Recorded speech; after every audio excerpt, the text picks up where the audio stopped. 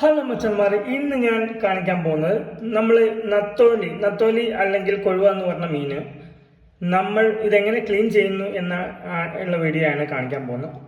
ആദ്യം തന്നെ അതിന് വേണ്ടിയിട്ട് നമ്മൾ ഒരു കത്രിക ഉപയോഗിച്ചിട്ട് ഇതിൻ്റെ വാലങ്ങോട്ട് വെട്ടിക്കളയും.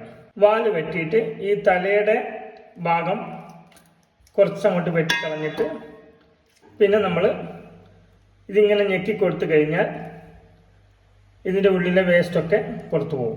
കണ്ടില്ലേ? ഇത്രയും സിമ്പിളായിട്ട് നമുക്ക് ഇത് ക്ലീൻ ചെയ്തെടുക്കാം.